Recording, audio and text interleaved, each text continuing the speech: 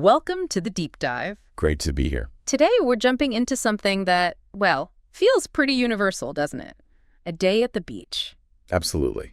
It seems so simple on the surface. Right. It's like Sure. the classic thing to do when it's warm. Relax, have fun, get away from everything. Mm-hmm. Yeah.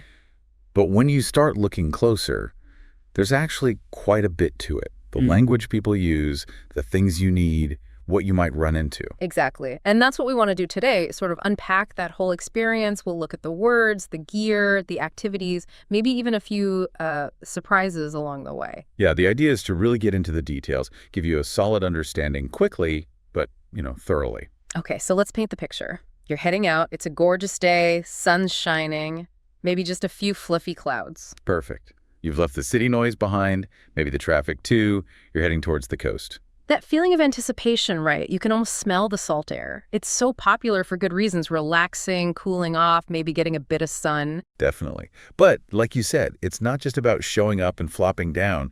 The experience really starts the moment you arrive. Ah, yeah. Finding that spot, the perfect spot. It's a real thing. There's strategy involved. You don't want to be right by the entrance, too much foot traffic. Or too close to the water, right? You have to think about the tide coming in. Exactly. And maybe not too far back either. You still want that ocean view, that connection. So finding that balance, that's step one. Claiming your little piece of sand. And that whole process, getting your stuff organized, laying everything out, there's that great phrase people use, setting up camp. It's perfect, isn't it? Uh-huh. Obviously, you're not pitching tents for the night. No. But it captures that feeling of establishing your base, getting organized, making yourselves comfortable for the day. It really does. Arranging your towels, your cooler, your chairs. Yeah, it's like creating your little home base. It reminds me of, people who wait in line for ages for concert tickets or something. Well, right. They bring chairs, blankets. Exactly. They set up camp right there on the sidewalk for hours, sometimes days. It's the same idea, making a potentially long or slightly uncomfortable situation as comfortable as possible by organizing your immediate space. Creating your temporary oasis. And Yeah. for that beach oasis, you definitely need some essential gear. Oh, absolutely. Comfort is key.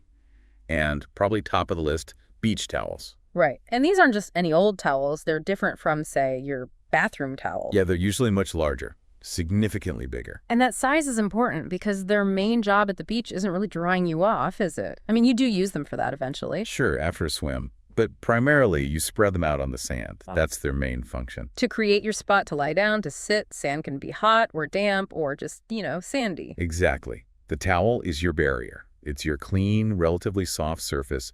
It defines your personal space on that big stretch of sand. Okay, so towel down. What else for comfort? Shade is pretty crucial. The umbrella. The beach umbrella, yeah. And again, these are specifically designed for this. They're generally bigger than your typical rain umbrella. Much bigger, usually. And sturdier. With that long pole, you have to anchor deep in the sand. Right, so it doesn't blow away with the first gust of wind. Its whole purpose is providing shade, protection from the sun. Because that beach sun, especially midday, can be really intense. The umbrella gives you that cool spot to retreat to. It's about comfort, but it's also about, well, safety. Which brings us to probably the most vital piece of gear for protection, sunscreen, or sunblock, people call it both. Absolutely essential. Not really optional if you're spending hours out there. Not at all. It's that lotion or cream, sometimes a spray, that you put on your skin. And its job is basically to stop the sun's rays from frying you. Pretty much. It protects your skin from ultraviolet radiation UV rays. It prevents painful sunburn, that awful red, sore skin, sometimes blisters even. And it's not just about the immediate pain, right? There's long-term stuff too. Exactly. Sun damage builds up over time. It causes premature aging, wrinkles, sunspots, and most seriously, it increases your risk of skin cancer. So sunscreen is really, really important, especially if you're someone who burns easily. So how does it actually work? Is it just like a shield? Well, there are different types, but broadly speaking, yes. Sunscreens contain filters. Some work by absorbing the UV radiation before it penetrates your skin, converting into heat. Others work by reflecting or scattering the UV rays away from your skin, like tiny mirrors. Okay. And you see those numbers, SPF 15, 30, 50? Right, SPF, sun protection factor. That number tells you, theoretically, how much longer it takes for your skin to start reddening with the sunscreen on compared to without it. So SPF 30 means it would take 30 times longer. Theoretically. Yeah, that's the key word. In reality, it depends hugely on how much you apply. Most people don't use nearly enough. Right, you're supposed to slather it on pretty thick. You really are. And crucially, you have to reapply it, especially if you swim or sweat a lot. The usual recommendation is every 2 hours, or even more often if you've been in the water. It's your main defense against a real environmental hazard out there. Okay, so you've navigated the arrival, found your spot, set up camp with the towel and umbrella, and you're diligently applying sunscreen. Your base is established. Now for the fun part, the activities. What do people actually do all day at the beach? Besides relaxing, of course. Well, there's a huge range, obviously. We're just touching on a few classics here.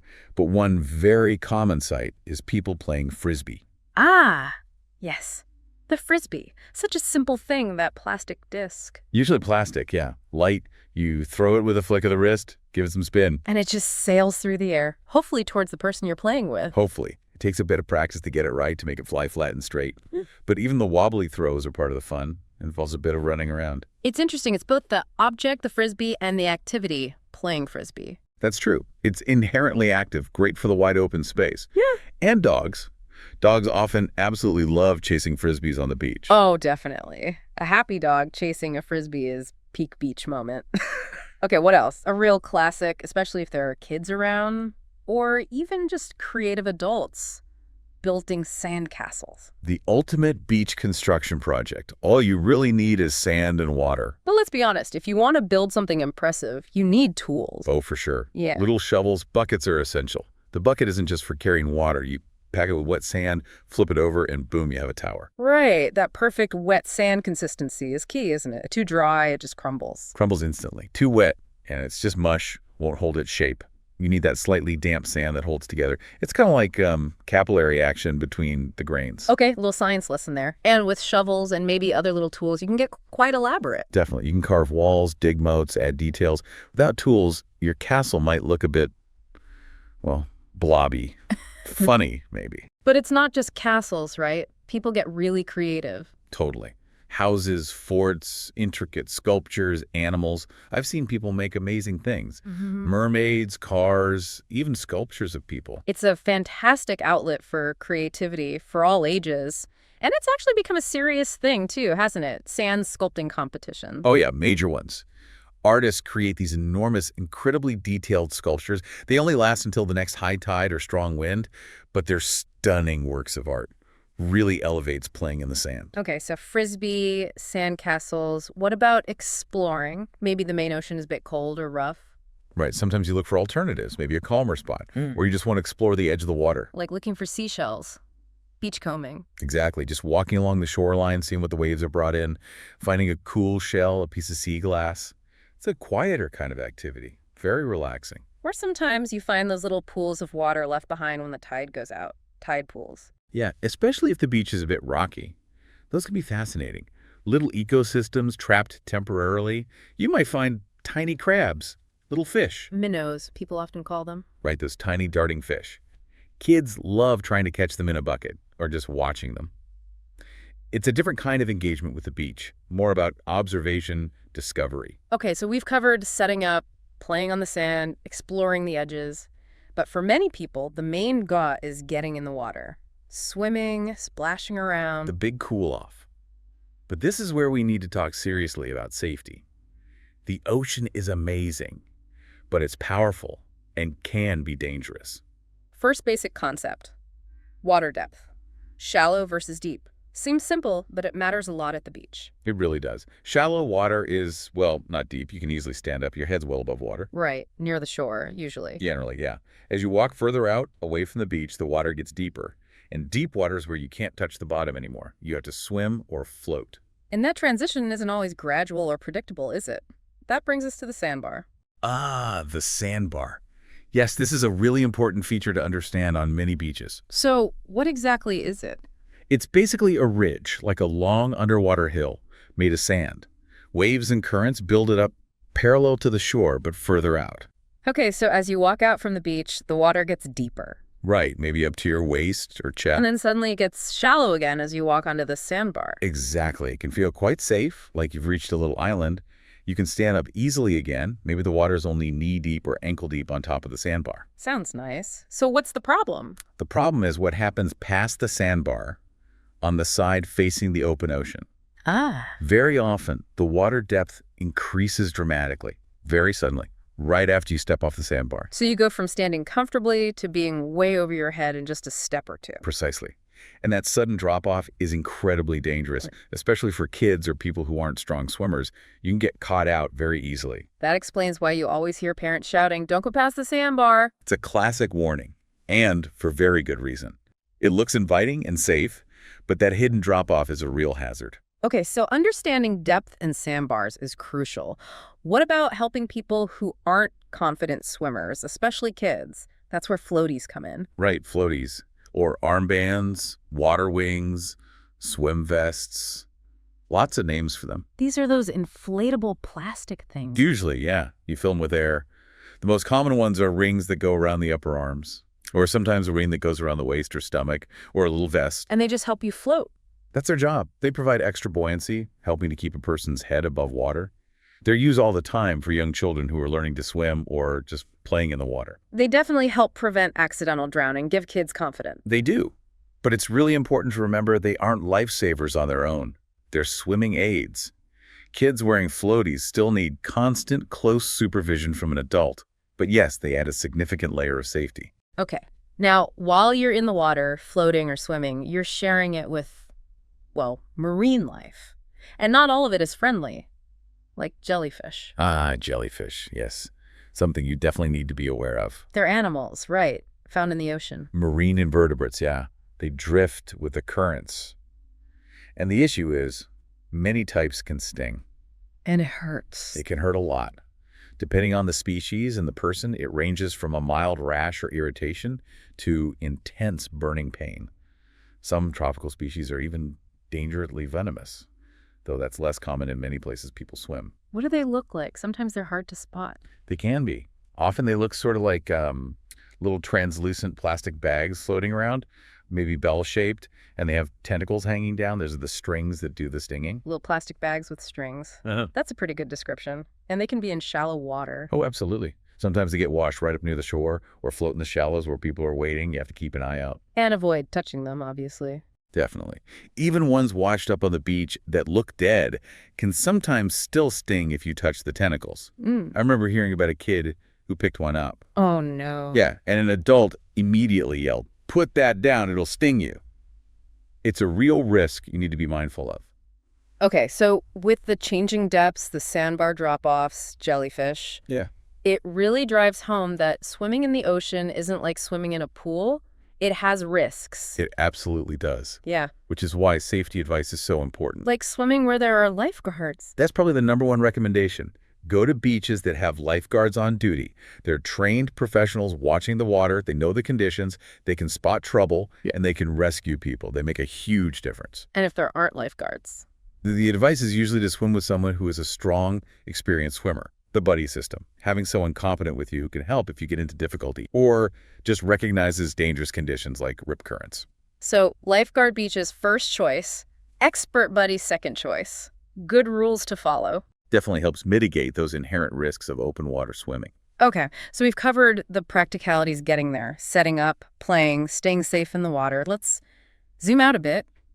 Think about the whole vibe, the atmosphere of a beach day. Right, because a big part of the appeal for most people is just relaxation. Totally. That sound of the waves, the huge open space, the sun, the breeze. It's meant to be calming, a way to de-stress. But there's sometimes a bit of a clash, isn't there, between that ideal of peace and quiet and the reality of a popular beach on a sunny weekend. Oh yeah, crowds, lots and lots of people. Exactly. And while some people enjoy that bustling atmosphere, for others, a really crowded beach with, music playing, kids running everywhere, shouting, it can actually feel less relaxing than staying home. It's an interesting tension. The same place can feel completely different depending on how many other people are sharing it with you. That peaceful escape versus a busy social scene. It really highlights how subjective the experience can be. Your perfect beach day might be very different from someone else's, depending on whether you're seeking solitude or energy. Beyond just swimming and sunbathing, there are other, maybe quirkier beach activities people get up to, like getting buried in the sand. Ah, yes, a childhood classic. But adults do it too sometimes, It sounds so weird when you describe it. You literally cover someone up with sand. usually leaving their head sticking out, though sometimes people get buried right up to their neck. What's the appeal? Is it fun? It seems to be a mix. There's the novelty, the silliness, the feeling of the cool or warm sand pressing on you. It can be quite funny, turning someone into a temporary sand sculpture. But I can imagine it might feel a bit strange, claustrophobic. For some people, definitely. That feeling of being completely immobilized, even playfully, can be a bit unnerving, especially if the sand is piled high or gets near your face. It ranges from just covering legs to like a full body burial. I even read about people doing it completely, head and all, but using a straw to breathe. Wow, okay. That's taking it to an extreme. Using a straw poked up through the sand. Yeah. That paints a vivid picture. But it just shows, again, the range of ways people interact with the beach environment, from the simple act of sitting on it to literally becoming part of it, temporarily. It really does. Well, I feel like we've covered a fair bit of territory here. Sand and sea, you could say. We definitely have. Mm-hmm. We started right at the beginning, arriving, finding that spot, the whole idea of setting up camp. Yeah, and the essential gear, those big beach towels for lying on, not just drying, the crucial shade from a proper beach umbrella, and non-negotiable sunscreen. We talked about why those things matter. Then we dove into the fun stuff. Playing frisbee, that simple disc flying through the air, and the art and science of building sandcastles, needing the right tools and wet sand, going from basic mounds to potentially amazing sculptures. Right. And the quieter side, too. Exploring the water's edge, looking for shells, watching minnows in tide pools. And then the big one, the water. Understanding shallow versus deep, and that really important warning about sandbars and the sudden drop-offs. Plus, the safety nets, like floaties for kids, while remembering they still need watching. And being aware of things in the water, like jellyfish that can sting. And tying that all together with the safety advice. Yeah. Lifeguards are best. Or swim with an expert buddy if you can't. Finally, we touched on the overall feeling, that search for relaxation that draws people to the beach, but also the reality check that crowds can sometimes interfere with that. And even the slightly odd fun of getting buried in the sand, another unique way people engage with the place. It really shows that something we think of as simple, a day at the beach, actually has all these layers. Specific words, preparations, environmental awareness, risks, different kinds of fun. It's definitely more than just lying around. There's a lot going on. So maybe a final thought for you, our listeners, to take away from this. We've sort of dissected this familiar experience, looking at the prep, the environment, the risks, the different ways people enjoy it. Yeah, think about some other activity in your own life. Something you do often, maybe without thinking too much about it. Could be anything. Cooking a meal, going for a run, playing a game. And try looking at it through this lens. What's the specific language around it? What are the hitting preparations? Are there environmental factors or subtle risks you navigate? How do different people experience it? If you really unpack that familiar routine, what surprising details or complexities might you find hidden beneath the surface of something that seems simple? Something to think about.